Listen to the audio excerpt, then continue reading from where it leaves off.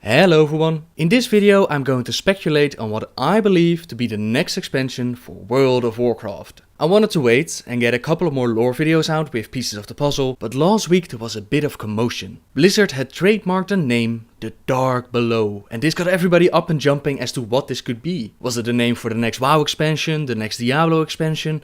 What is this? Well, it's certain that it's not the name of the next Diablo expansion, and it's very possible that all this is just a hoax. Anyone can register such a name, even on the Blizzard name, and they can do it for free. So to be a bit of a buzzkill here, the name on its own doesn't tell us anything. Even if you consider this name to be the one for the next expansion, then it still tells us nothing and can be applied to two possible expansions. Before we begin, be warned, there might be spoilers in this video, and anything I say is pure speculation. If you would say that the next expansion, Gammon and Hogger team up and take over the world, then you would have about the same chance of being right as I have. Keep that in mind as we take a look at the clues that we have.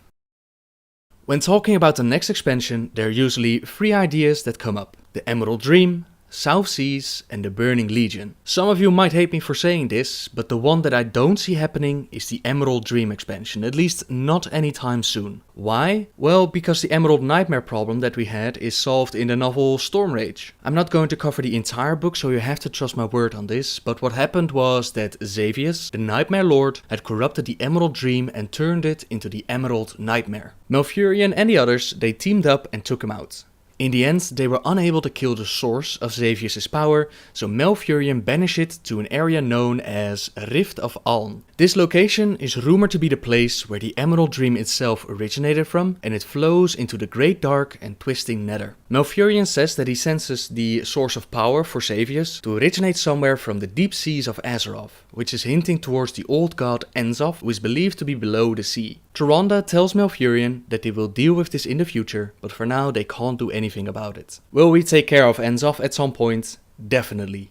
Will this take place in the Emerald Dream? I highly doubt it. Malfurion cleaned it up for us, so I don't see a reason as to why it should take place in that realm. Also, I haven't found a single clue that could indicate us going to the Emerald Dream. We do have clues for Enzoth, which brings us to the next possibility, the South Seas expansion.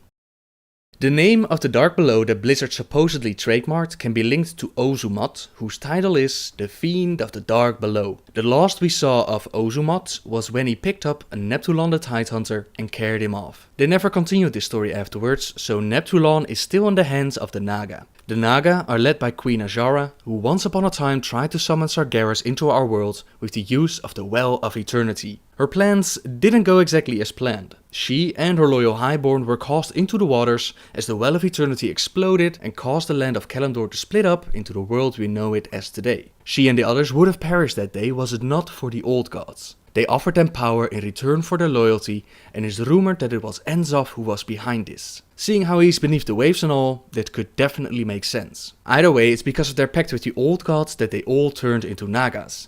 There's another clue given in 5.4. When we fight Garrosh, he will teleport us to the realm of Yogg-Saron. Inside the realm, Yogg-Saron will start to whisper in our ears, and two lines are very interesting. You will rest in Ny'alotha. When you walk among the Black Forest, you will see. These whispers are linked to the puzzle box of Yogg-Saron, an item you can get with archaeology, which has been driving people crazy with trying to open it. When you use the item, you will also get a whisper, and among those whispers are the following. At the bottom of the ocean, even light must die. Look around, they will all betray you. Flee screaming into the Black Forest. In the land of Ny'alotha, there is only sleep. In the sleeping city of Ny'alotha walk only mad things. Ny'alotha is a city of old, terrible, unnumbered crimes. The drowned god's heart is black ice. In the sunken city he lays dreaming. The fish know all the secrets. They know the cold. They know the dark. There are more whispers, but they point in two directions. Sleeping, which is the Emerald Dream, and Sunken City, which means beneath the sea. Two different realms, but all in the same direction, all into the direction of Enzoth. The last clue that I could find comes from Raden. When you defeat him, he says, Perhaps there is still hope, but there is a yawning chasm of darkness beneath you mortals, vast, endless, and all-consuming. I do not believe that you can correct this doomed course, but you have earned the right to try. When I first heard this, I thought he meant the heart of Yogg-Saron, but we've seen it in the trailer and it doesn't really look like a chasm. Maybe Raden is hinting to something else. Perhaps Enzov again? If this doesn't convince you, I can't really blame you. I mean, a couple of whispers and a title on a giant squid are not exactly convincing. We know that Azshara and Enzov and the Naga are out there, but so is, for example, Bolvar or Megafa Grimtotem. So are a lot of stories, so it doesn't have to mean that we're going to go there right away. That being said, there are definitely some hints towards that kind of an expansion. I'm just saying that the next possibility has a ton of more hints, which you will now find out. Now, for example, the name The Dark Below can also be linked to the Burning Legion. The Dark Below is a place inhabited by demons, devils and infernal creatures, from where some sorcerers take their power directly and sometimes have a patron beast to foster their magic. This is taken from the Warcraft RPG, which is considered to be non-canon, which means it isn't officially part of the lore and that makes people dismiss it. I find this strange, to be honest. If you're going to use a small part of the title of a kraken, then you can definitely also consider this, at least in my mind you can. Besides the trademark name, which is presumed to be a hoax, we also have a couple of more clues. The Blank Scroll is a short story released on the WoW website. It tells about a weapon called the Blank Scroll and Garrosh who eventually gets his hand on the scroll. In the story it tells a vision of what would happen if Garrosh would actually get this scroll and if he would actually win the war after that. Stormwind fell. The orcs reigned supreme, at least for a time. The dark portal left unguarded was reclaimed by the Burning Legion. Horrors rose from the sea and found no champions left to stop them. Ezra's mountains burned and melted. Its oceans boiled until nothing remained. And all was dark. Notice how the Dark Portal is reclaimed by the Burning Legion before the horrors rose from the sea. This means Burning Legion before the Naga. Okay, next clue. Rephion, his questline. Throughout Pandaria he has been busy trying to get us ready for the return of the Burning Legion. Great Crane, you have not seen what I have seen. You underestimate me. The fires that once burned the sky will return. It is inevitable. The Burning Legion will find Azeroth, seas of blood, cities in ruin. Who are we, one divided world, to stand against a legion? And funny enough, it's Rephion that makes me doubt about the Burning Legion being the next expansion. In 5.4 he gets rather mad at us and he says, Should have taken over the throne room myself, like Auntie Onyxia. Get things done. I promise you this. I will stop at nothing to prepare this world for the battle to come. Next time, I will leave nothing to chance. Nothing! Next time he will leave nothing to chance, which implies that he will have time for the next time. Rephion had a plan in mind of creating a situation where one of the factions would overtake the other. He first thought that the Horde would do it, but that was before Garrosh turned all the others against him. Then he put his money on Varian, but he for some reason decided to leave Orgrimmar to the Horde. So this next time either has to be done in a single patch, or we show Rephion what the Horde and Alliance is truly made of when facing a greater threat. We stood together against the Burning Legion before, even without his Black Dragon manipulating skills, and the return of the Burning Legion will definitely give us a reason to unite once more.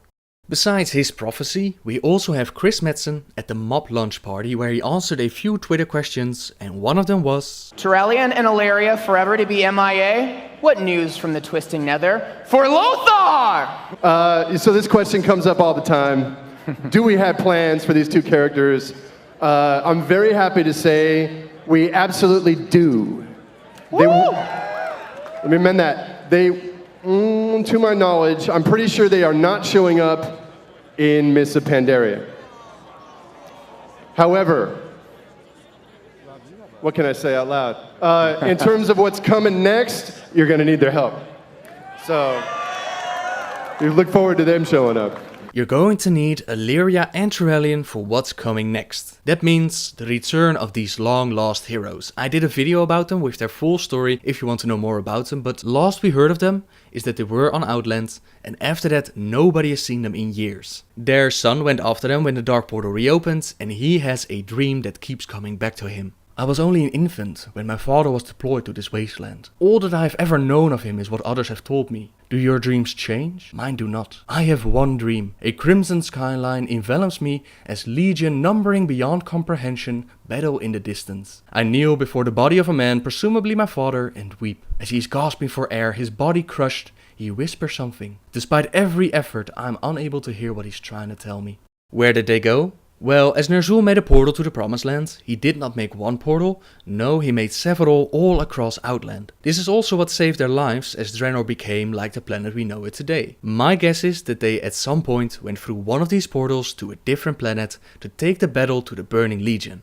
Next clue, the Warlock Greenfire questline. In this questline we find out that Kenrithod Amalaki somehow made his way to a different planet or area, and when he came back his companion Jubeka said, Kenrithod Amalaki, thank you for your help. What the world will not know, you saved them more than they're aware. Kenrithod enveloped himself with so much fell energy that it corrupted him completely. It does show that he found a way to teleport to a new location, and at that location there was a reason for him to power himself up with all this fell energy. That's 3 people who've been gone to see other worlds, and there's one more who turned evil to save the world. Illidan Stormrage.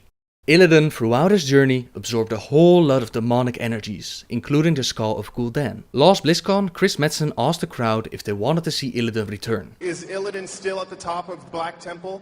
You want them back, don't you? Could we? Could we just bring them all back, Chris? Is that cool?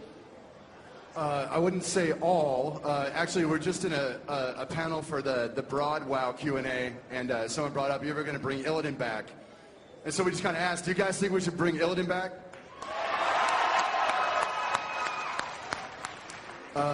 Based on that response, I think it's likely. We'll have to figure it out. It's possible that the instance, the Well of Eternity, is what they consider bringing him back, but he also said in the same panel that he loves a good redemption story. Hi. Will we ever see a redemption or resurrecting of Illidan Stormrage as a character with Malfurion and that whole storyline? Boy, do I want to do that. I think that'd be badass. I don't think anyone at all has even suggested it or talked about it. Not to my knowledge. But I love that shit. I'm a sucker for a good redemption story, so StarCraft. Pride from the Smoking Gamer did a video about how they could bring Illidan back. Basically, Illidan absorbed so much demonic energy that he himself turned into one. Some demons cannot be killed on our world, their spirit merely go back to the Twisting Nether, where they have a restoration period. It's possible that the same happened to Illidan. What else do we have that could possibly be pointed towards the Burning Legion or be used for the story? Well, we have a wolf in the city in Pandaria that tells about the return of the Burning Legion. We have the mini Well of Eternity that Illidan created in the Black Temple. Could perhaps be used as a portal, could be tempting the Legion to come back. We have the Draenei who repaired the ship and they can travel through space again. We have Kil'Jaeden who's been pissed off since the Burning Crusade. For those that don't know yet, we didn't kill Kil'Jaeden. We merely pushed him back down his portal, back to wherever he came from. You know, we pretty much just smashed his head back down the toilet bowl, you know what I mean, at the Sunwell. Get out of here. So he's going to be dealing with totally different emotions at this point, right? Like he wanted to eradicate all life before, and it wasn't real personal. Now it's personal. We will likely see him again. This is a lot of information, so let's revamp real quick. Emerald Dream is a fan favorite, but there's no real reason to go there. For the South Sea we have the Dark Below, which might be a hoax or might be linked to the title of a Kraken. This Kraken is linked to the Naga. Naga are linked to the old gods, presumably Enzov. Whispers from Yogg-Saron, which once again linked to Enzov. Raden, who talks about an all-devouring chasm below us, which could mean Enzov. For the Burning Legion we have the Dark Below, which might be a hoax or might be linked to a demonic place from the Warcraft RPG. We have the Blank Scroll, which says that the Burning Legion came before the Naga. We have Erefion, who has been warning us pretty much the entire expansion that the Burning Legion is returning. We have Chris Metzen, who says that we're going to need Alleria and Turalyon for what's coming next. Alleria and Turalyon are linked to portals and other planets. We have Kenrithod, who went somewhere and came back full of fell energy. We have a mini Well of Eternity inside the Black Temple. We have a chance of seeing Illidan again. We have a wolf in the city that talks about the return of the Burning Legion. We have the Draenei whose ship is fixed.